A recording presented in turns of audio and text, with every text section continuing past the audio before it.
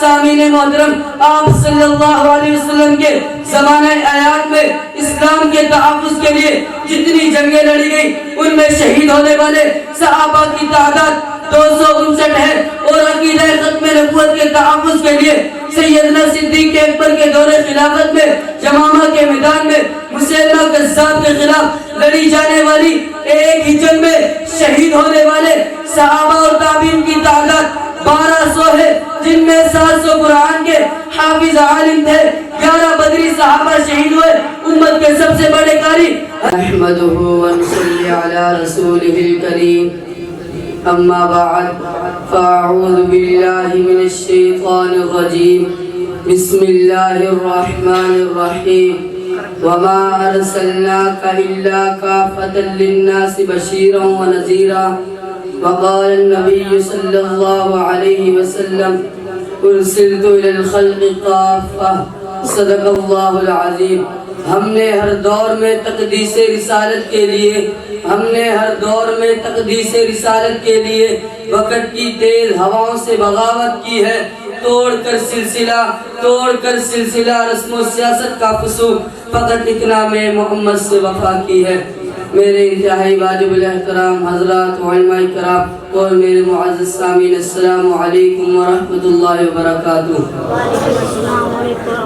آج میری تقریر کا موضوع عقیدہ ختم نبوت کی اہمیت و فضیلت۔ سب سے پہلے عقیدہ ختم نبوت کی تعریف کو سمجھ لینا چاہیے۔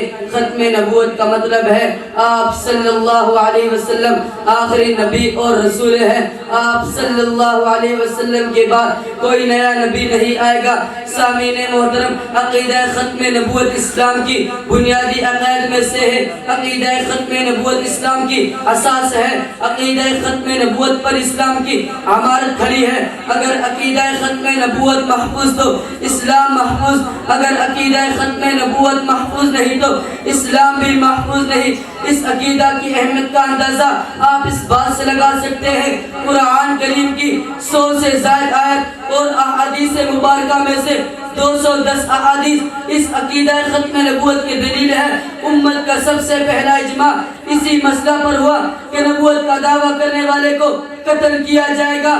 سامعین محترم، آپ صلی اللہ علیہ وسلم کے زمانہ حیات میں اسلام کے تحفظ کے لیے جتنی جنگیں لڑی گئی ان میں شہید ہونے والے صحابہ کی تعداد 259 ہے، اور عقیدہ ختم نبوت کے تحفظ کے لیے سیدنا صدیق اکبر کے دور خلافت میں یمامہ کے میدان میں مسیلمہ کذاب کے خلاف لڑی جانے والی ایک ہی جنگ میں شہید ہونے والے صحابہ اور تابعین کی تعداد 1200 ہے، جن میں 700 قرآن کے حافظ عالم تھے، 11 بدری صحابہ شہید ہوئے، امت کے سب سے بڑے قاری حضرت سالم رضی اللہ تعالیٰ عنہ بھی شہید ہوئے، اور 36,000 منکرین ختم نبوت مارے گئے۔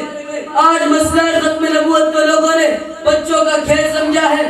میں کس مجاہد کا ذکر کروں، وقت کے دامن میں وسعت کم ہے۔ حضرت حبیب بن زید رضی اللہ تعالیٰ عنہ کو آپ صلی اللہ علیہ وسلم نے مسیلمہ کذاب کے پاس خط دے کر بھیجا۔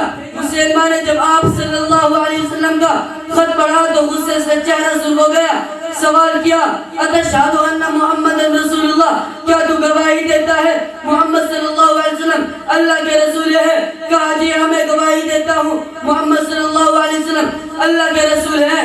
پھر کہا اتشہد انی رسول اللہ، کیا تو گواہی دیتا ہے کہ میں اللہ کا رسول ہوں؟ حضرت حبیب بن زید رضی اللہ تعالیٰ عنہ نے کہا انی فی اذنی سمم، میرے کان تیری بات سننے کے لیے بہرے ہیں۔ مسلمان نے کہا اقطع یدہ، اس کا ایک ہاتھ کاٹ دو۔ دوبارہ پھر سوال کیا، کیا تم محمد کو اللہ کا رسول مانتے ہو؟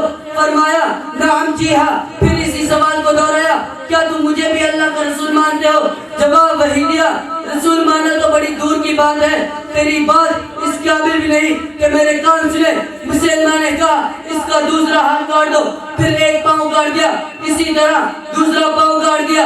حضرت حبیب بن زید رضی اللہ تعالیٰ عنہ عقیدہ ختم نبوت کی خاطر ٹکڑے ٹکڑے ہو گئے، حتیٰ کہ شہید ہو گئے۔ امت کے لوگوں کو یہ پیغام دیا، نماز اچھی، روزہ اچھا، حج اچھا، زکوٰۃ اچھی، نماز اچھی، روزہ اچھا، حج اچھا، زکوٰۃ اچھی، مگر میں باوجود اس کے مسلمان ہو نہیں سکتا۔ میں جب تک کٹ مرو فتح کی حرمت پر خدا شاہد ہے کامل میرا ایمان ہو نہیں سکتا۔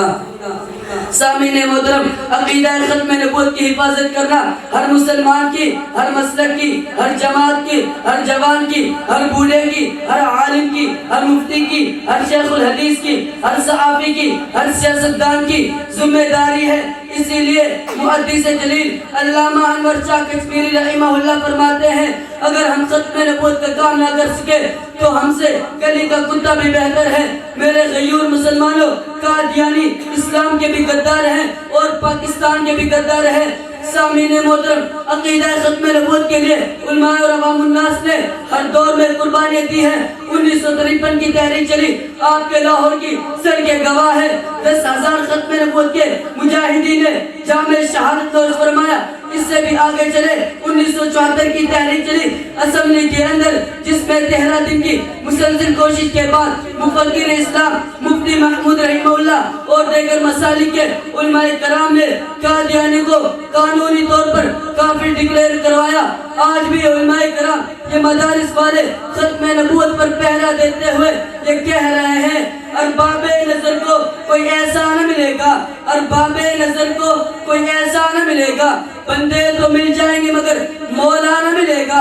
تاریخ اگر ڈھونڈے گی، تاریخ اگر ڈھونڈے گی، ثانی محمد، ثانی تو بڑی چیز ہے، سایہ نہ ملے گا۔